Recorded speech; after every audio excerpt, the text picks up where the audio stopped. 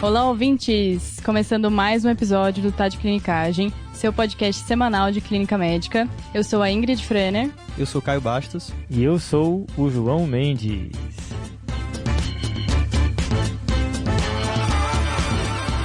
Olha lá, hein? Terceiro episódio e meio da Ingrid aqui juntos. Bom demais. E como o ouvinte já sabe, né? Esse é um episódio de caso clínico. E quem começa falando no episódio de caso clínico é quem vai apresentar o caso, né? No caso, portanto, eu. A Ingrid vai apresentar. E que responsa, hein? Pois é, exatamente. Pois é. Já de uma síndrome que é grave, né? Como o ouvinte já sabe pelo título, um caso de insuficiência hepática. E já para você que é ouvinte novo aí ficar por dentro desse formato de episódio, nos episódios de caso clínico, quem vai discutir o caso só sabe a síndrome, mas não sabe a etiologia do caso. E a nossa ideia nesses episódios é fornecer para você, ouvinte, uma estrutura, né, um raciocínio para você, quando se deparar com o paciente com essa síndrome, ter mais ou menos aí o caminho das pedras a seguir na investigação e no manejo desse paciente. Exato, João. E só vai falar que o que importa mesmo é saber o caminho do diagnóstico e não o diagnóstico final em si. Então, só para reforçar, eu que já sou ouvinte há muito tempo TDC, realmente sempre duvidei um pouquinho, que nunca sabia nem um spoilerzinho do caso, mas tenho que ser sincero que eu não ouvi nada fora o título. Então, estamos aqui preparado, peito aberto pro que vier por aqui. A gente até tentou, né, cara? Até tentei, até mandei aquela indireta, aquela olhadinha pro lado, mas nada. Nada. E outra dica pro ouvinte é ir pausando enquanto a gente vai falando o caso clínico para vocês irem raciocinando e o que vocês fariam nesse caso também. Isso, o episódio ele vai fluindo em alíquotas, em pedaços de informação. A Ingrid dá um começo do caso, a gente pausa, discute um pouco sobre essas informações, que é mais ou menos como acontece na prática, né? Você vai recebendo aos poucos, aí você pensa, pede um exame, vê o que faria. Os exames vão saindo, a gente vai comentando em cima, e em cada pedaço de informação a gente sugere que você pause e pense o que você faria, porque aí você aprende muito mais. Fechou então. Vamos lá, Ingrid? Bora lá então. Vai lá.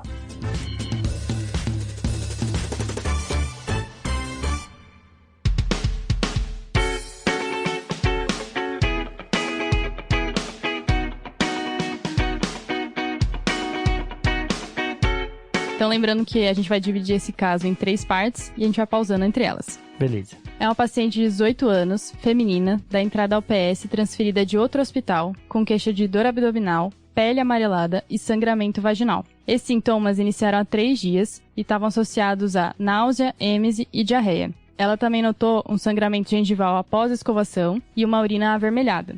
Hoje, pela manhã, ela apresentou um episódio de síncope ao se levantar da cama e foi transferida para um hospital secundário. Ela estava assintomática até uma semana atrás, quando ela teve um quadro de bronquite e foi prescrito azitromicina. 3 dias após, começaram os sintomas que a gente comentou. De prévio, ela é uma asmática leve, só usa salbutamol se necessário e teve um parto natural há cerca de 4 meses. Pô, já manda uma puérpera aqui no caso clínico, hein? Só pra... Já teve caso que isso aconteceu, que foi um de síndrome nefrótica. Caso bom, hein? E o discutidor até reclamou, né?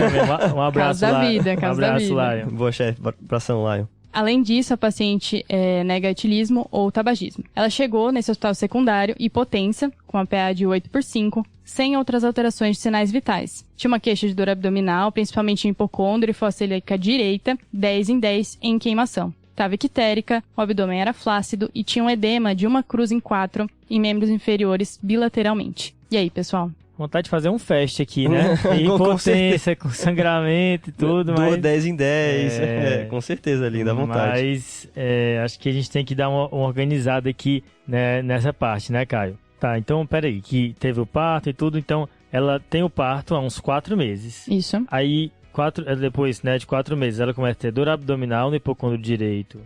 Notou que tá mais amarelo e tem esse sangramento transvaginal. Isso dura 3 dias. Perfeito. Aí no 3º dia ela tem uma síncope, é levada ao hospital e lá ela tem 3 coisas marcantes no exame físico, né? Ela tá hipotensa, ela tá ictérica e tem um edema de membros inferiores. Isso, e a dor abdominal permanece, né? Tá, no exame, né? Beleza. E é bom lembrar só que esse quadro todo começou de 1 semana pra cá, né? Então é um quadro que parece bem agudo. Que ela falou que mesmo esse quadro gripal no meio, tudo começou de 7 dias pra frente. Então é algo bem recente. Acho que tem algumas possibilidades aqui, né? Mas eu acho que a primeira coisa importante de comentar nesse caso, pro ouvinte, é que essa paciente está chocada, né? Assim, ela tem uma PA de 8/5 e tem um foco de sangramento. Então, você pode pensar o que você quiser agora, mas a sua prioridade é estabilizar a paciente. Ela tem provavelmente um sangramento em curso, né? Tem esse sangramento transvaginal, tá hipotência, então você tem que corrigir isso, porque senão não dá tempo mais para nada, né? Então, aqui a princípio, até se você tem um foco de sangramento e a pessoa está hipotência, você considera até transfusão empiricamente, né? Mas já vai correndo volume para ela. E assim, eu sei que ela estava grávida há 4 meses, né? Mas às vezes até uma gravidez ectópica, uma coisa assim pode acontecer. Eu sei que o quadro dela é muito mais florido, né? Certamente tem outra explicação. E o título do episódio é Insuficiência Hepática Aguda. Mas quando chega nesse quadro, assim, o foco da pessoa da emergência tem que ser esse. E vai lembrar aquele avaliação do paciente inicial com quadro de choque, né? Então, com certeza agora o ultrassom vai ser de grande utilidade pra gente. Então, na sala de emergência, se tiver já algum à mão ou alguém que saiba fazer, tá aí um caso que vai ser muito útil para encontrar essa causa. Pode ter sangramento, mas pode ser alguma coisa também que a gente não sabe ainda. Exatamente, né? Ainda fazendo algumas ligações aí com a história da paciente, né? A pessoa que coletou a história tem esse relato aí desse escovar o dente, notar um sangramento, né? Acho pouco provável que na loucura do pronto-socorro isso tenha sido perguntado, mas assim, isso leva a gente a pensar em uma coagulopatia em curso, né? Ela teve um quadro recente de respiratório, né? Será que ela pode estar tendo alguma consequência disso, né? A gente pode pensar em coisas que podem evoluir assim, por exemplo, uma PTI pós um episódio infeccioso, será que há alguma coisa, uma HELP aí no contexto da gravidez? Ela está já há 4 meses, pouco provável, né? Mas são coisas que levam a gente a pensar. Outra coisa que eu acho interessante marcar, e aqui é legal ter esse vínculo, o ouvinte, é causas de icterícia que matam o paciente rápido. E aqui eu queria marcar 3, tá? A primeira é insuficiência hepática aguda, que é a causa, o nome do episódio. A segunda é hemólise grave, tá? E a terceira é colangite. Boa. Então, icterícia, que o paciente está evoluindo grave, evoluindo com gravidade, você tem que pensar nessas 3 causas, né? Aqui para ela, com essa coagulopatia, né, que parece ser, acho que a gente vai se encaminhando mais aí para insuficiência hepática como uma hipótese. Óbvio que a gente precisa investigar mais, né, Caio? Mas só ficar com isso em mente que às vezes a anemia hemolítica vem com a plaquetopenia, né? Exato, e mandar essa aqui agora, que a gente sabe que ela está ictérica, mas não sabe ainda qual é o padrão de icterícia dela. Então, com certeza, vai ajudar a diferenciar se é uma icterícia por bilirrubina conjugada ou não conjugada. Se for um quadro mais de não conjugada, as anemias hemolíticas começam a ter um pouco mais de força. A gente sabe que o mecanismo de icterícia é bastante diferente em causa de insuficiência hepática, em causa de hemólise. E, como você bem falou, uma hemólise pode sim explicar um quadro de sangramento que ela está vivendo agora. Então, pode ser sangramento por deficiência de coagulação, por uma insuficiência hepática mesmo, ou pode ser um quadro de consumo, talvez plaquetário, que pode estar ligado a esse caso dela. Então, não dá para bater o martelo ainda, a gente sabe que deve vir por aí pelo título do episódio, mas se a gente tivesse cego nesse momento, o que talvez diferenciaria mais pra gente o caminho seria a bilirrubina. Boa. Acho que eu queria comentar também esse bronquite e recebeu azitromicina, assim, não faz muito sentido essa conduta, né? Assim, bronquite aguda é uma das principais causas de uso inadequado de antibiótico no pronto-socorro. Assim, acho que esse azitromicina aí foi mais, assim, pelo sim, pelo não. Acabou rolando esse antibiótico aí. Inclusive, isso aí foi discutido muito em quem teve a chance de fazer o nosso curso de pronto atendimento. Exatamente, estava lembrando disso. Exatamente, falou sobre tosse e aí vale a pena. Bom, no 4º lançamento aí, quem sabe você poder se inscrever e poder acompanhar essa aula que tá boa demais. Boa, fica ligado então. Agora, aqui, Caio, para esse momento, acho que a gente precisa estabilizar a paciente, né? E aqui eu tô falando especialmente da parte hemodinâmica.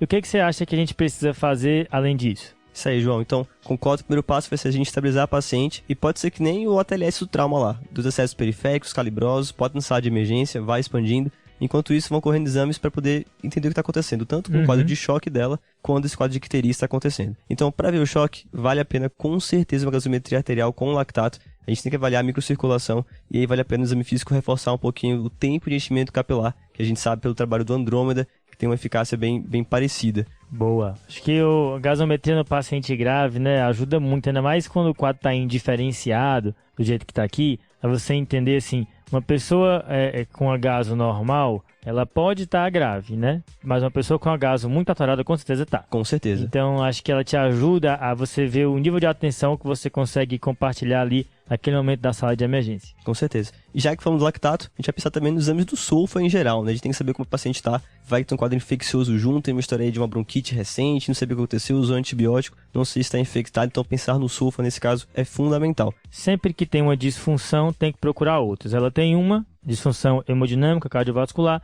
temos que saber se existem outras associadas, né? Tem pelo menos uma segunda, né? Que é a icterícia dela que está aí acontecendo, então já são pelo menos duas.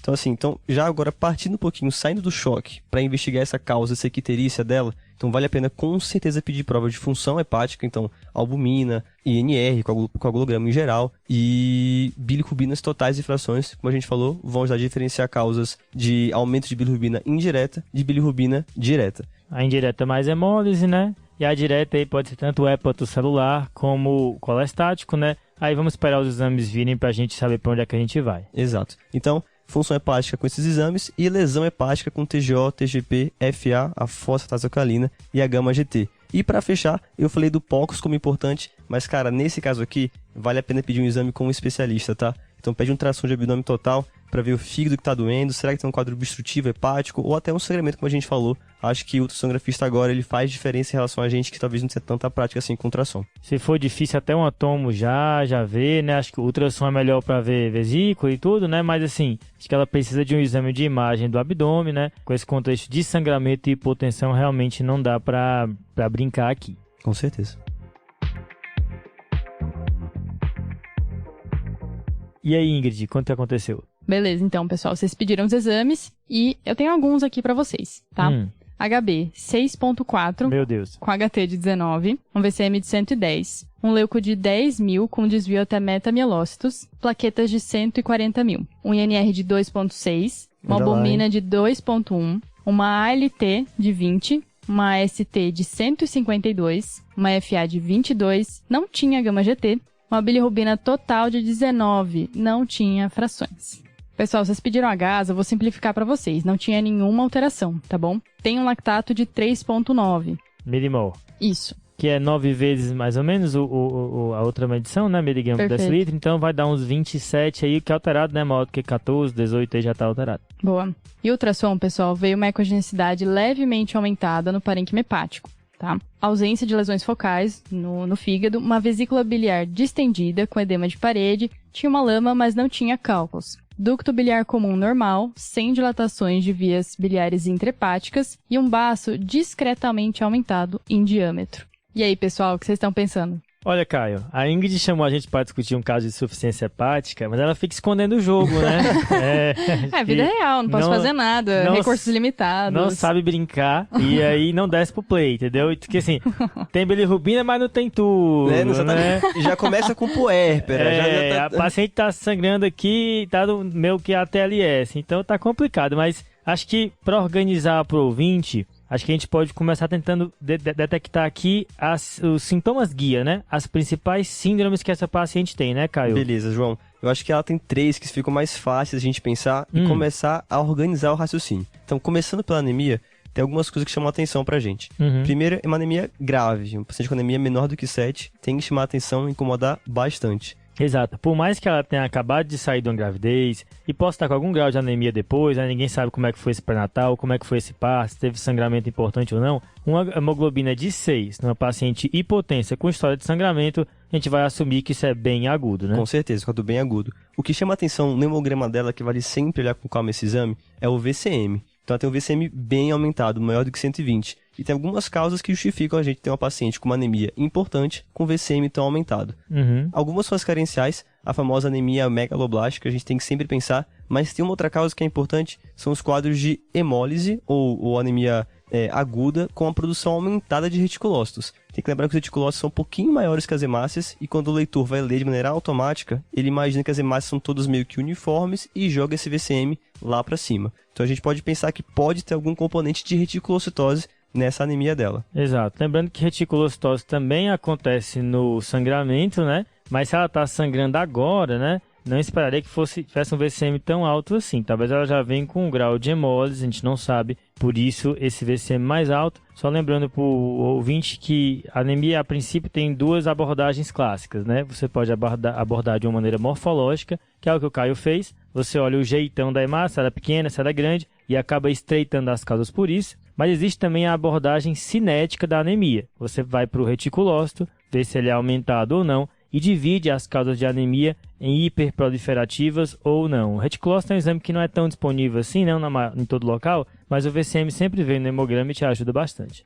Então, pensando nisso, a gente fica com essa abordagem morfológica, a gente vai pensar para ela que é um quadro ou mais de uma anemia hemolítica ou de um sangramento agudo para ela mesma. Sangramento principalmente aqui, né? Com certeza. A bilirrubina muito aumentada, não sei se combina tanto com o quadro de hemólise, mas enfim, são as nossas 2 cartas na manga. Pensando em deficiência, para ela é menos provável, teve um pré-natal há pouco tempo, é pouco provável algo tão alterado assim. Então vão ser nossas 2 hipóteses, ou sangramento ou uma anemia hemolítica. E aí vale pensar para os próximos exames, pedir um Cumbis para ela, se vale a pena, pedir um DHL, só para investigar mais esse quadro de anemia, se é mais para hemolítica ou mais para sangramento. Fechou. Acho que falando ainda da anemia hemolítica, só para o ouvinte ficar ligado, né? Esse TGO e TGP dela é um pouco estranho, né? Porque assim, a gente tem uma TGP de 20, né? A LT de 20, mas uma TGO alta. Uhum. Que no primeiro momento a gente pensa logo em fígado, né? Mas que aumenta também na hemólise. Exato. Então, isso daqui pode ser sinal de hemólise, a ST mais aumentada aqui, esse TGO aumentado, tá? E uma outra coisa que pode estar acontecendo também é lesão muscular.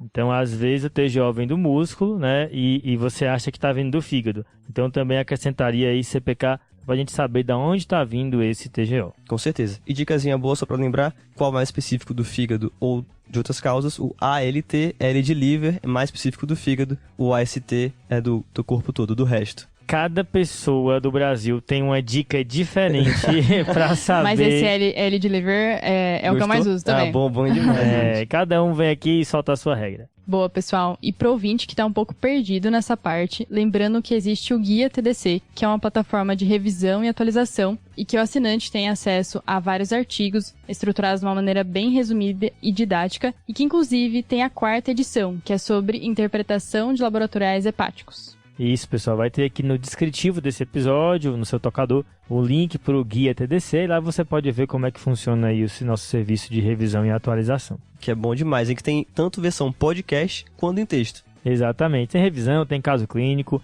a gente fica aí monitorizando diretrizes do mundo inteiro para resumir para você e estudar para você. No fundo é isso que a gente faz, entrega tudo mastigado. Mas bem, se na anemia, cara, a gente ficou aí flutuando entre sangramento, que é a nossa principal hipótese, né? Que talvez converse aí com a coagulopatia dela. Ou uma hemólise, né? A gente agora vai para a icterícia, lembrando aqui que eu estou vendo você com a camisa do Brasil aqui. Dia hoje, galera. Que o Richarlison fez 2 gols, inclusive o Richarlison, que é o ouvinte do TDC, um abraço aí. Bom, Richarlison, valeu, pombo. Mas essa icterícia dela, a gente não tem aí o diferencial, mas também abre asas para algumas possibilidades. Com certeza. Acho que a icterícia ela conversa um pouquinho com a anemia e um pouquinho com a coagulopatia, que é do final. Por isso tá aqui no meio. Então, lembrar que icterícia tem dois grupos principais, por aumento de bilirrubina direta e aumento de bilirrubina indireta. Nos casos de bilirrubina indireta aumentada, os casos de hemólise sempre falam muito a favor. Então, essa é a nossa primeira hipótese sempre. Que aí casaria com a gente falou da anemia, né? Exatamente. Por que nesse caso não combina tanto? É pouco provável que uma anemia hemolítica faria uma bilirrubina tão alta assim. Então ela pode ter até um componente de hemólise sim, que aumente um pouquinho essa bilirrubina, mas esse aumento tão expressivo faz a gente pensar que existe um componente de bilirrubina direta contribuindo. E aí quando temos bilirrubina direta aumentada, a gente tem que pensar em 2 coisas. Ou temos uma insuficiência hepática mesmo, que vai fazer com que o fígado não consiga excretar a bilirrubina, ou a gente tem um quadro obstrutivo, né, de uma colestase propriamente dita. Por exemplo, um paciente tem uma obstrução na vesícula, no colédo, que vai ficar com esse padrão de bilirrubina mais aumentada, que a gente sabe que ela não tem, que o ultrassom não mostrou essa alteração. Isso, né, Caio? Acho que aqui deve ter um componente mais de hepatocelular para essa icterícia, né? O que é estranho é só essas transaminases não tão expressivas, né? Mas acho que em algum momento a gente vai encontrar algo aí. O ultrassom também não é completamente normal, né? E sabe que essas alterações podem surgir um pouquinho mais tardiamente, né? Então, a paciente começou o quadro clínico há 7 dias, com coisas bem inespecíficas. Talvez, nos próximos exames, a paciente tenha que ficar internada. Talvez a gente veja um aumento progressivo das transaminases. Então, para fechar com bilirrubina, com a icterícia, a gente tem uma bilirrubina direta ou indireta, que não temos agora, que vai ser fundamental para diferenciação. Se mais da metade for bilirrubina indireta, temos um raciocínio, mas a gente aposta que mais da metade vai vir com a bilirrubina direta aumentada. Beleza, acho que a diferenciação de direta e indireta vai ser crucial aqui, né? A gente saber aí interpretar melhor esses dados. E agora para a terceira síndrome, que é a coagulopatia, Caio. Aqui, assim, INR alto, né? A gente tem algumas possibilidades para isso.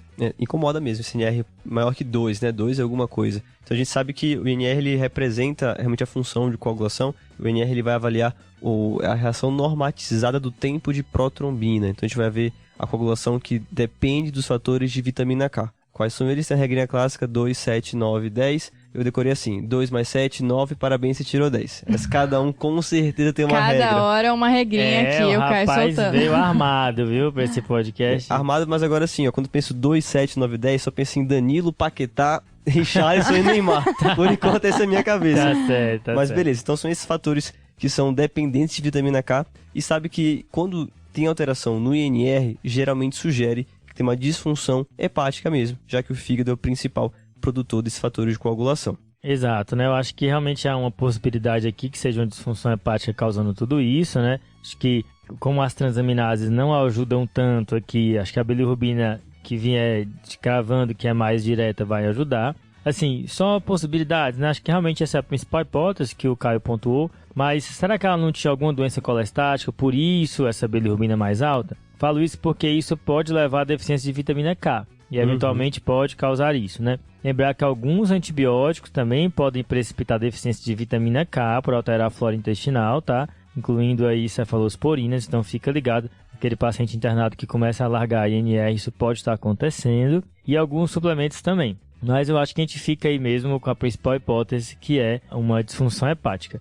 Será que ela está tendo uma sepse e aí está evoluindo com CIVD, alguma CIVD muito grave, a bilirrubina é marcador de disfunção? Olha, difícil dizer, né? Difícil falar, assim, tem coisas que plaquetas estão um pouquinho baixas só, não combina tanto com CIVD. No fim das contas, o que para mim parece ser que o paciente tem um quadro extremamente grave agora na minha frente e que eu não tenho exames que conseguem me dizer tudo o que está acontecendo. Então, com certeza, ela tem que ir para algum lugar com mais capacidade para fazer uma investigação mais profunda e dar o suporte que ela precisa. Boa, Caio. Então, acho que a nossa principal hipótese aqui é que a coagulopatia e a icterícia são explicadas por uma disfunção hepática e essa coagulopatia ocasionou o sangramento da paciente, talvez com algum grau de hemólise, que pode ser até uma pista para essa disfunção hepática e por isso essa anemia é tão importante. Boa, pensei assim também. Beleza, que essa é a principal hipótese mesmo, mas eventualmente a gente pode se surpreender. Acho que essa paciente tem que ser transferida logo e eu quero saber se essa bilirrubina é direta mesmo. Com certeza, porque assim, insuficiência hepática, com certeza por enquanto difícil cravar, hein?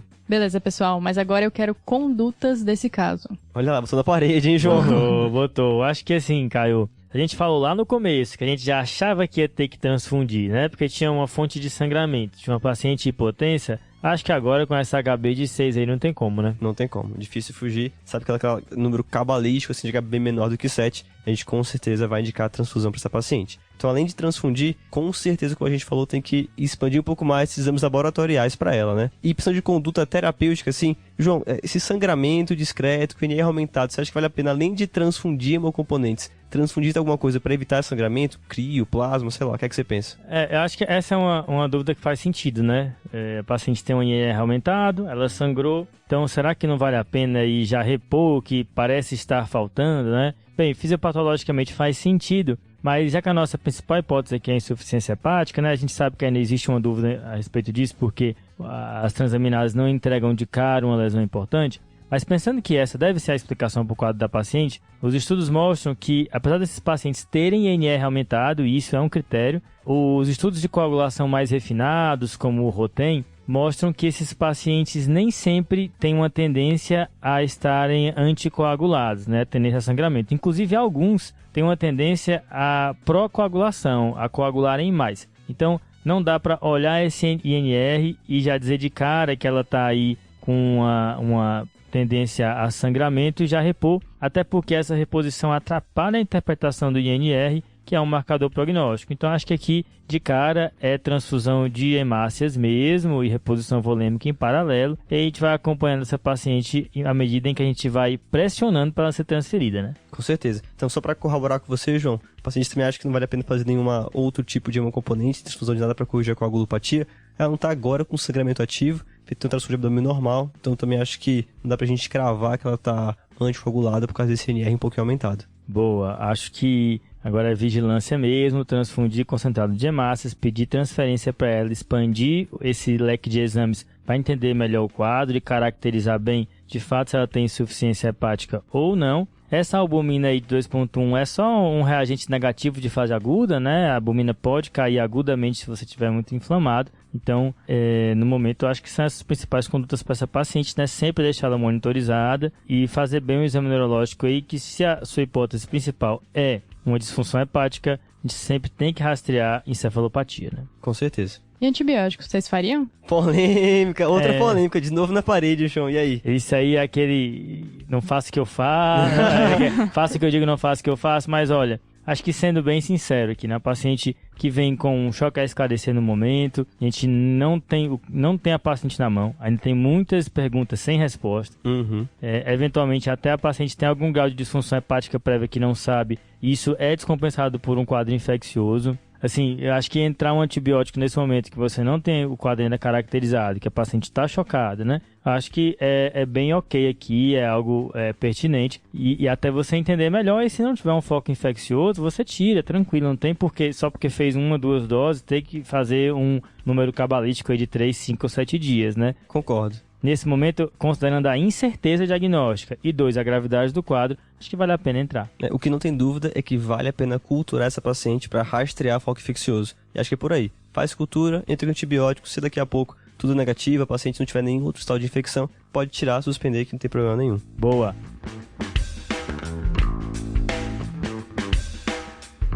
Ingrid, revela pra gente aí o que vem agora. Beleza, pessoal. Eles fizeram mais ou menos o que vocês sugeriram. Transfundiram, iniciaram antibiótico, expandiram e aí transferiram a paciente para um hospital terciário, tá? Lá ela tava de clínica, né, já normal tensa e com uma melhora da dor. E a evolução dos exames laboratoriais, né, agora teve uma HB de 7.9, plaqueta de 175 mil, um INR de 2.1, um TTPA de 43, que tá aumentado, né? ALT de 24, AST de 152, praticamente a mesma coisa, uma FA de 14, uma gama GT de 116, um DHL, que vocês já tinham pedido, de 344, uma bilirrubina total de 26, com direta de 21. Agora sim, hein? Agora respondeu a nossa dúvida, né, Caio? Pessoal, tinha o CUMBS direto, né? Ou TAD, da sigla teste da antiglobulina direta, que estava negativo.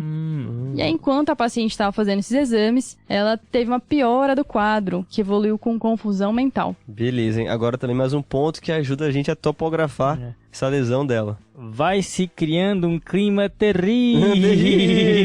E agora sim, o nome do episódio começou a fazer mais sentido. Se até agora estava meio nebuloso, agora ficou cristalino. Exato. Saímos do pântano das incertezas. Beleza, quem mandou essa foi o Iago. O Iago adora trazer o pântano no episódio. Exato, é um rapaz pantanoso.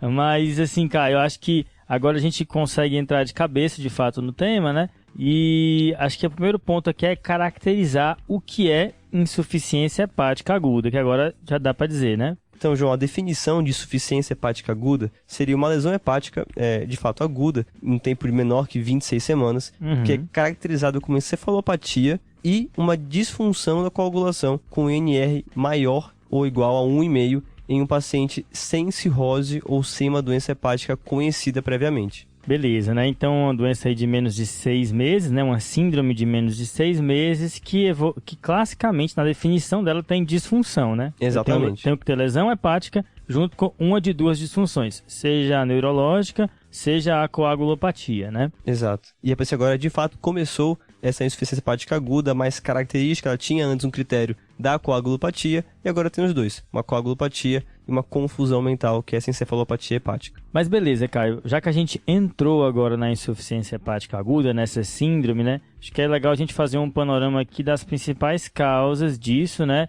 pensando aqui principalmente em epidemiologia, né, que é o que é mais frequente das causas de insuficiência hepática. Perfeito. Assim, disparado, as duas principais causas são drogas e vírus. Beleza. Assim, de longe mesmo. Tem outras também que vale a pena lembrar. Tem causas autoimunes, por exemplo, hepatite autoimune é muito importante. Causas genéticas, o Wilson é uma causa que também vale a pena lembrar. Tem isquemia, o paciente pode ter uma insuficiência cardíaca gerando uma alteração hepática isquêmica, o Budd-Chiari, que também é uma causa isquêmica por obstrução do fluxo venoso. Então tem várias causas, é realmente uma síndrome e cada uma delas tem algum estudo clínico que vale a pena ser destacado para pensar nessa síndrome, nessa causa específica, e tem um prognóstico muito diferente. E até um grupo que fica sem esclarecimento nenhum, né? E você vai tratando aí sindromicamente mesmo. Mas eu acho que vale a pena entrar um pouco das causas as mais comuns, falando principalmente dos vírus, né? Aqui vale a pena destacar o quê? Então, dos vírus tem, o nome já fala, né? Tem o HBV, que é o mais comum, que é o vírus da hepatite B. Disparado vai ser o principal vírus para causar uma insuficiência hepática aguda, mas tem outros importantes também, que vão depender um pouco mais da região. Então, o HCV da hepatite C também é um vírus importante. O pessoal discute aí se ele é ou não realmente causa de hepatite aguda, de uma insuficiência hepática aguda, mas vale a pena lembrar que ele pode ser. E os outros menos comuns para a gente, hepatite D, que na co-infecção com a hepatite B é muito importante, que é mais comum no norte do Brasil, e a hepatite E também, que pode causar quadros de insuficiência hepática aguda, especialmente nas gestantes. A hepatite A também tem esse padrão, e vale a pena lembrar para ela que tem um padrão mais colestático e não tanto de uma insuficiência hepatocelular. Outros vírus também causam, fora os vírus da hepatite, né? Febre amarela também é muito importante causar, herpes vírus pode causar também, o adenovírus, que ficou em alta agora há pouco na pediatria como causa de insuficiência hepática, também é um vírus importante, então só alguns para a gente poder ficar atento. CMV, imunossuprimido, enfim, a lista vai longe. Boa, acho que mais marca aqui que é o vírus da hepatite B, é a grande estrela aqui entre as causas virais de insuficiência hepática aguda, né? Passando de página, indo agora para as drogas, né? Aqui também tem uma grande estrela, né? Exato, e essa estrela é o paracetamol, que lá fora também é chamado de acetaminofeno. Tem, claro, outras drogas importantes e varia um pouco de epidemiologia. Cada local tem um costume maior de prescrever ou não, mas na literatura global, disparado, paracetamol é o principal causador de insuficiência hepática aguda. E aqui até mecanismos diferentes, né? O paracetamol é uma coisa que depende da dose. Óbvio que tem algumas coisas que tornam mais provável essa intoxicação. Se você já tiver uma doença hepática crônica, se você estiver tomando anticonvulsivantes, isso também vai tornar a dose tóxica um pouco menor, mas em geral é uma coisa dose dependente. As outras drogas, em geral, é um mecanismo idiosincrático, ou seja, não depende tanto da dose, depende da sua interação com a droga, né? E aqui tem algumas que podem causar, né, Caio? E dessas aqui no Brasil, sem dúvida, as principais são as drogas contra a tuberculose, que é o famoso esquema RIP, rifampicina, isoniazida, pirazinamida e o etambutol. Pessoal, só um cuidado aqui, que a gente lê bastante literatura americana, e lá, sim, o paracetamol, ele é muito prevalente, né, nessa questão de insuficiência hepática aguda, quase 40%. Só que aqui no Brasil, se a gente for pegar a nossa prevalência, é de 1%, então é muita diferença, talvez aí ganhando destaque para outras drogas, como o Caio falou. Exato, o esquema de tuberculose, das lesões hepáticas induzidas por drogas, ele corresponde a 21% das causas aqui no Brasil. Então a prevalência aqui é muito diferente. Boa. Boa, é importante esse contexto brasileiro mesmo. Mas, indo aqui para o nosso caso, cada uma dessas causas que você listou, né, Caio, eles têm algumas dicas, né, no quadro clínico, até laboratorial. Óbvio que a gente vai ter que pesquisar diretamente, mas às vezes você já tem uma brechinha aí para saber o que deve ser. Vamos tentando aplicar cada uma das causas que você falou para o caso e ver se tem alguma dica aí para a gente? Perfeito. Então tem algumas causas que classicamente são descritas como causadoras de transaminases maiores que 1000. Então, dentre essas, classicamente, causas virais, hepatite B, por exemplo, é bem importante e bem comum. TTGP é bem maior que 1000, então vale a pena ter isso na cabeça. Que não se encaixa tanto para ela, né? Transaminases baixas, né? Não parece tanto viral. Acho que outra informação importante é ver aí, né, com o cartão do pré-natal, ver como é que foi, se as vacinas estavam em dia. A gente tem isso aí, Ingrid? Então, só retomando, pessoal, vocês falaram das transaminases acima de 1000, né? Mas às vezes a gente tá pegando esse quadro no início, né? Então é importante ter esse grau de suspeição. No caso dela... Mas muita disfunção, viu? Mas eu queria trazer essa pra você. Não foram pedidas sorologias, porque a carteirinha do pré-natal dela tava tudo ok, tá? Então, tudo negativo. Tá, acho que essa daí já ficou mais pra trás, né? Já ficou pra trás. E a outra causa mais importante, como já falamos, que são as causas medicamentosas, com destaque para o paracetamol, também tem um padrão bem característico. Então ele também cursa com transaminases bem aumentadas, geralmente mais que 3.500, e geralmente tem uma bilirrubina não tão aumentada, e um NR bem estourado. É aqui também um pouco estranho, né? A bilirrubina está muito alta, não tem história nenhuma de ter tomado paracetamol, que é estranho. Costuma vir também com insuficiência renal aguda, tá? Porque pode fazer toxicidade direta, inclusive, coisa que ela não tem, essa paciente. Então, assim, também fica mais fraco, né? Pensando nas drogas que fazem reação idiosincrática, assim, ela tomou essa azitromicina, uma dose só, né? Não tão é pouco tempo também, né? Não é daqueles antibióticos mais reimosos. Sabe o que é reimoso, Ingrid? Não, eu sei, aprendi com você uns anos atrás. Tô escolada aqui. Reimoso é tipo manga com leite, né?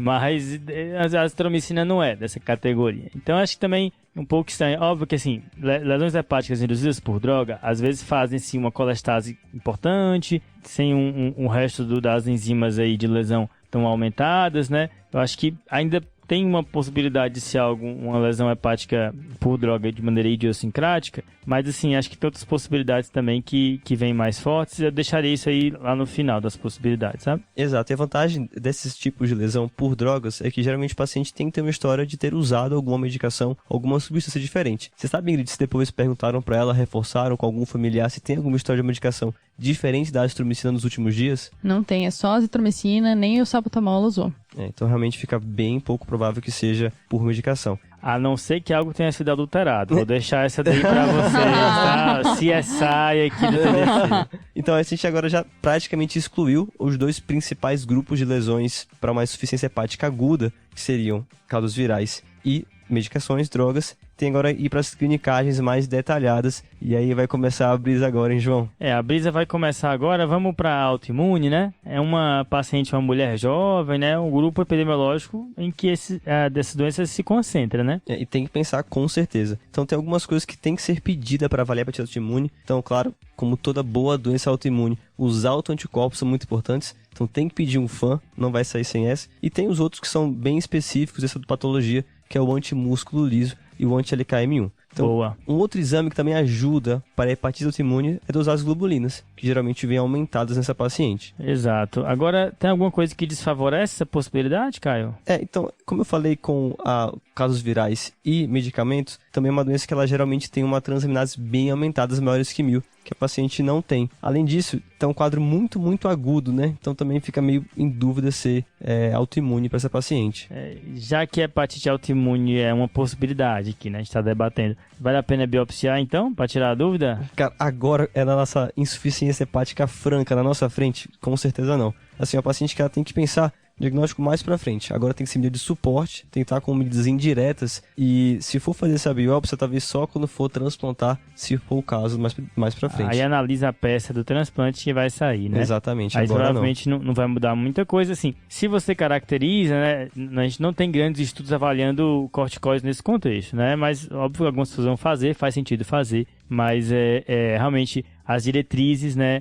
Diretriz dos Estados Unidos, por exemplo, coloca que a biópsia é uma medida de exceção, não é rotina, justamente pelo quadro clínico mais dramático que esses pacientes se encontram. Além disso, é um paciente que a gente talvez tenha uma outra hipótese que venha a seguir, que pode ser mais forte, hein? Mas e aí, Ingrid, tem algum desses exames aí que fizeram? Então, desses anticorpos que vocês pediram, todos negativos, e eles pediram também imunoglobulinas, que vieram baixas, tá? Só reforçando aqui um outro dado que fala contra ser hepatite autoimune, é porque na hepatite autoimune as bilirrubinas estariam bem mais baixas. Boa. Agora, você já chamou, né, Caio? Aí já chamei. Acho que você estava falando de doença de Wilson, né? Acho que aqui falando um pouco, né? Tem algumas coisas que chamam a atenção para essa possibilidade. Acho que a doença de Wilson é uma doença que a gente tem não muito na nossa cabeça como uma causa de insuficiência hepática aguda, mas pode causar, né? Exatamente. Até porque, assim, essas causas mais semicrônicas, vamos dizer assim, o Wilson, que é uma doença genética, como assim algo genético fazendo uma insuficiência hepática aguda? Na definição mesmo, se você não sabia que o paciente tinha Wilson e você descobriu e ele evoluiu com essa insuficiência em menos de 26 semanas, também considera, tá? Então, por isso que pode ter, de fato, assim, essa ativação mais importante da doença e ainda assim considerar como uma insuficiência hepática aguda. E o que você acha que fala a favor aqui? Para esse paciente, tem 3 coisas que fazem pensar bem em doença de Wilson, tá? A primeira é a epidemiologia. É um paciente jovem com menos de 40 anos que é típico da doença. A segunda é essa possível anemia hemolítica não imune, já que o Cumbis veio negativo. João, ó, a terceira, cara, é uma clinicagem dessas de alto nível, assim. Essa daí que você vai falar é tipo relação clorofósforo pra hipercalcemia. Tá junto dela, assim. Juntos aí, da magia. No Kamehameha da clinicagem. Exatamente. Essa aqui é pra quem tem dúvida se gosta de clínica médica ou não se apaixonar, tá? Vai. É só uma relação que tem uma sensibilidade, uma especificidade, meio polêmico isso aí, mas tá descrito de 100%. Tá, pra doença de Wilson como causa de insuficiência hepática aguda, né? Exato. Ó, e presta atenção que essa é meio difícil entender, vou falar bem devagar, tá? São duas coisas. A primeira é uma relação AST-ALT maior do que 2 vezes. Tá. Ou seja, um AST 2 vezes maior que o ALT. Que ela tem, né? O AST tá 100 e pouco e a outra tá normal. Exatamente. Tá. A segunda coisa seria uma relação da fosfatase alcalina com a bilirrubina menor do que 4. Muita bilirrubina para pouca enzima de colestase, né? Exatamente. Que vendo aqui, a bilirrubina tá 26 e a fosfatase alcalina 14. Então tá menor do que 1, né? FA sobre bilirrubina. Ela entra na relação aí, né? Olha, se esses números que você falou são verdade, né? Então ela tem altíssima chance de ter doença de Wilson. Eu fico imaginando o cara que descobriu isso, tá? Nossa, não tenho a menor ideia como ele fez isso. O cara deve ter olhado assim, uma epifania, assim, Entrou em Nirvana, completamente. Meu Deus, acabei de descobrir uma parada. Mas assim, realmente doença de Wilson é uma hipótese forte aí, né? Lembrar que também faz o achado dos anéis de Kaiser-Flecha. Você pode pesquisar aí, né? Na biomicroscopia, na lâmpada de Fenda. Exatamente. Então, para isso, além de chamar o oftalmo, vale a pena pedir um cobre urinário sério com uma ceruloplasmina para ver se confirma esse diagnóstico. Lembrando que podem até que vir normais nesse contexto mais agudo, assim, recente, mas vale a pena sempre pedir. Boa. E acho que chegando no fim da lista, né, Caio? Sobrou aqui as causas vasculares, né? Sobrou aqui, e aqui eu tô falando de Budd-Chiari especificamente, né? Que é uma trombose das veias hepáticas, o que pode justificar um caso de insuficiência hepática aguda, né? Lembrando que é uma trombose num sítio muito atípico, né? Então você tem que sempre pensar em condições um pouco mais diferentes, não em trombofilias comuns. Aqui doenças mieloproliferativas, gostam de fazer trombose esplâncnica, hemoglobinúria paroxística noturna, que pode fazer anemia hemolítica, como a nossa paciente tem, uma anemia hemolítica não imune, pode fazer Budd-Chiari também. É uma possibilidade de Budd-Chiari para ela. Sim, o que é estranho é porque Budd-Chiari normalmente cursa com um abdômen bem grande, muita ascite, né? Dói bastante. Essa paciente não tem nada disso, tá? De todo modo, acho que um ultrassom com Doppler é um exame não invasivo, pode ajudar assim nesse contexto. Acho que vale a pena pedir, né? Também acho. E aí, tem? Cobre, ultrassom, alguma coisa? Muito bem, pessoal. Temos sim. Bom, primeiro o Doppler, tá? O Doppler não tem nenhuma alteração vascular, então tá tranquilo. E o cobre... Vieram algumas coisinhas alteradas, tá? Cobre sérico normal, ceruloplasmina baixa, um cobre urinário de 24 horas bem aumentado, tá? Só pra gente ter uma noção, veio de 1.419, sendo que o valor de referência é até 60 microgramas. Bastante aumentado. Bem, acho que tem que listar essa paciente para transplante, né, Caio? Sem paciente dúvida. Gravíssima aí. E doença de Wilson não é das condições que causam insuficiência hepática que tem um prognóstico melhor. Né? De fato, ela precisa ser listada e esse fígado idealmente chegar o quanto antes para ter um prognóstico melhor aí para essa paciente. Exatamente. E aí para confirmar bonitinho o diagnóstico mesmo, na hora que for transplantar a paciente, olha na peça com o microscópio e aí fechou. E aí, Ingrid, o que rolou? Muito bem, pessoal. Ela foi transferida para UTI, né? Já tinha até sido. Fizeram o mesmo diagnóstico de Wilson fulminante, né? Ela foi colocada na lista de transplante, transplantou super rápido no 4º dia. E aí, aquela coisa, né? Imunossupressão, mais um dia de internação e alta. Aqui o ouvinte pode ficar um pouco em dúvida, né? Porque a gente está falando de insuficiência hepática aguda e o Wilson é, na verdade, uma doença crônica, né? Que nesse caso agudizou. E existe justamente uma exceção com relação ao Wilson para listar de priorização no transplante hepático por insuficiência hepática aguda, né? Ele é a única exceção de um crônico agudizado entrando nessa priorização. Boa, Ingrid. Então, a paciente acabou sendo listada e deu tudo certo depois? Certíssimo, jovem, né? Bom prognóstico. Foi transplantada e ficou bem. Imunossuprimida e ficou bem. Nossa, ainda bem que foi um final feliz pra essa paciente, né? O começo foi tenebroso, mas que bom que o final ficou bom. Caso dramático, puérpera, né? Criança Deu medo pra pequena, vocês. paciente jovem, evoluindo gravemente aí. Acho que o que fica de mais importante sublinhar a definição de insuficiência hepática, perceber que é uma síndrome muito grave, independente da etiologia, tratar sindromicamente, já acionar o transplante, transferir a paciente para um centro de alta complexidade e ir manejando complicações enquanto vai mantendo contato com a equipe do transplante. Queria só mencionar aqui 2 relatos que eu achei do New England, que achei bem curiosos assim, e que vale a pena, acho que, do ponto de vista educativo. O primeiro relato é uma série de casos do Brasil, que foi publicado no New England em 1998, tá? É um agrupamento de casos de insuficiência hepática aguda lá de Caruaru, em Pernambuco. Olha lá, hein? E eles perceberam que vários pacientes que estavam fazendo hemodiálise começaram a falecer de insuficiência hepática aguda. E foi muito estranho, foram muitos pacientes, dezenas de pacientes. E o que perceberam ao final da investigação é que a água da diálise estava contaminada com microcistinas, uma toxina produzida por um gênero de cianobactérias, tá? Nossa, Caramba. Então, uma toxina produzida por bactéria que vai causar insuficiência hepática aguda. Exato, e foram dezenas de pacientes que acabaram, infelizmente, vindo a óbito essa ocorrência lá de Caruaru. Um abraço para os nossos ouvintes de Caruaru. Muitos, com certeza. Exatamente. E o segundo relato é de um adolescente de 17 anos e seu pai, um médico, que comeram um prato de macarrão com pesto que havia sido preparado 4 dias antes. Em 2 dias após a refeição, o jovem desenvolveu insuficiência hepática aguda e rabdomiólise e faleceu. E o pai, o médico, desenvolveu hiperbilirrubinemia e rabdomiólise, mas não morreu. É um relato da Suíça, tá? Também publicado no New England, esse do ano de 1997. E o que aconteceu é que a refeição estava contaminada com bacilos sérios e produziu uma toxina que acabou lesando o fígado desse rapaz. Ah, essa bactéria é conhecida do arroz requentado também, hein? Aí sabia não. Também. Cara, como é que vocês mandam essa no final do episódio? Eu acabei... Não, assim, acontece com frequência. Cara, acabei de comer um arroz, cara, que eu requentei já umas 3 vezes, uma semana na geladeira. Não. Mas olha, eu acho que qual é a mensagem com esses 2 casos? Primeiro, a investigação ela é muito importante, né? Acho que se você notou um agrupamento estranho ou uma ocorrência incomum, tem que ser reportado, tem que ser investigado, porque às vezes você pode acabar descobrindo um agravo que vai salvar outras vidas. E a segunda lição desse caso é que, independente da causa, porque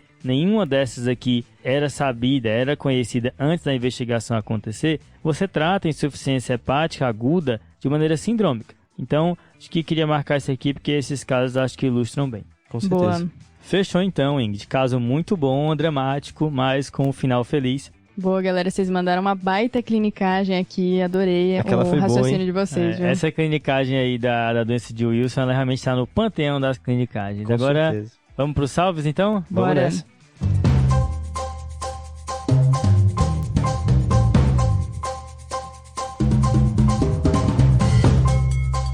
Qual o seu salve, Ingrid? Cara, hoje eu vou mandar um super salve. Primeiro, para todos os residentes de Clínica Médica do IANSP, em especial o Raik, o Gabriel Melo e o Matheus Rosa da Neuro. E também para os residentes de Clínica Médica da USP, em especial Rafaela Saragiotto, Fernanda Arruda e todo o pessoal da Panela 7. Uma galera muito boa de Clínica Médica, estão sempre querendo discutir caso e adoram TDC. Boa, um abraço aí pra todo o pessoal. Ingrid deu um de Faustão aqui.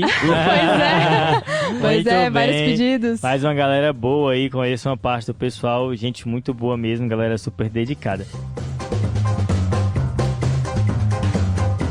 E o meu salve, ele é pra Priscila Condo, tá? Ô, louco. Que é irmã de um amigo meu de trabalho, o Rodrigo Condo, que ficou sabendo que eu ficava trocando mensagem com o Condo e tudo. E aí eu mandar esse salve aí pra Priscila e pro Condo também. Priscila, se você futricar minhas conversas com o Condo, você vai ver que eu troco receita de bolo com ele. E aí eu mando, olha o bolo que eu fiz, ele mostra o bolo. Duas feras da que ele clínica fez. trocando receita de bolo, hein? Exatamente. Demais. Um salve, galera. Valeu.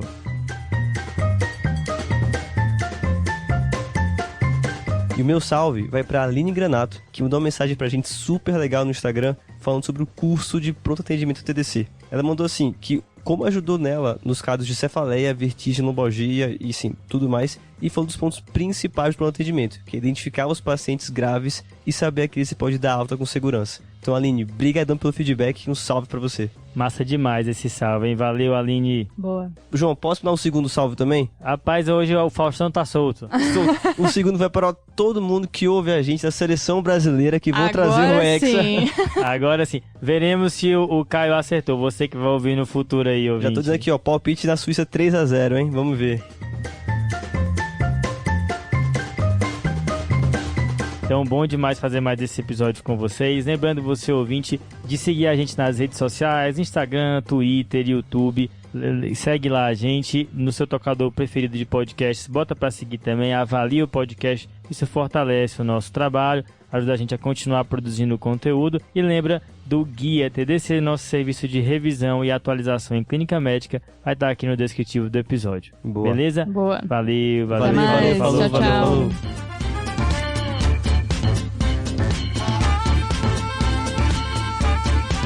Esse podcast tem como objetivo educação médica. Não utilize como recomendação. Para isso, procure o seu médico.